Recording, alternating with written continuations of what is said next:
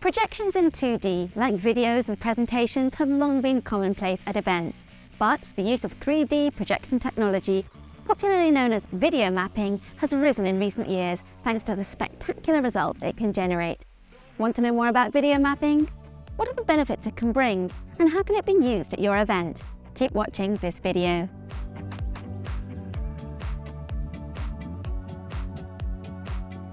What does video mapping involve, and how is it used in the event world? Video mapping is a 3D project technique that empowers you to create spectacular virtual stages and immersive experiences using a broad array of physical structures, from a wall or monument to a building or the entire interior of a room. Any surface can become a projection screen. The use of this advanced technology enables you to turn everyday objects into interactive 3D screens.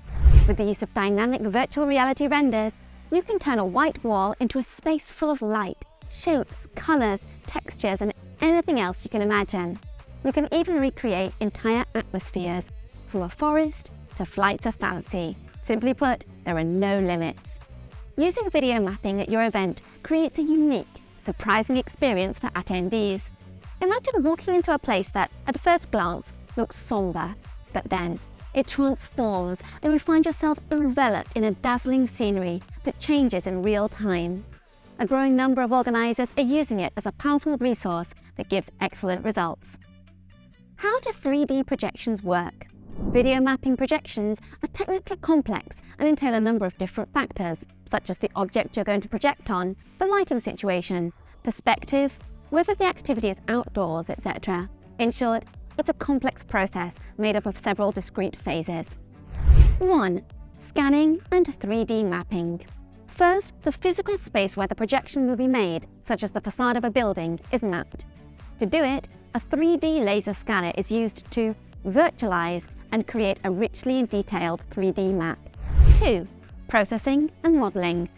Once all of the points have been gathered, the next step is modelling with a 3D design program.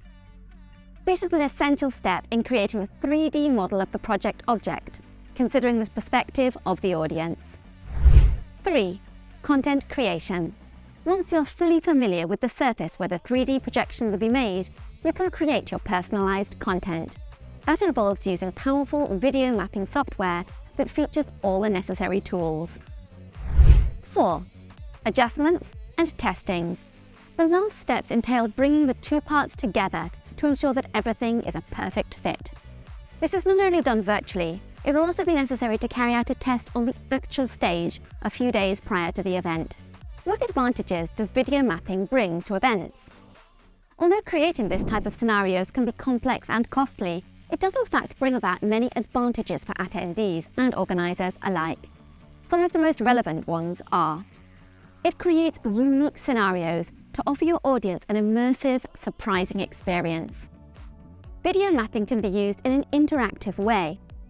Attendees will participate and network more, in addition to being more likely to share the experience on social media.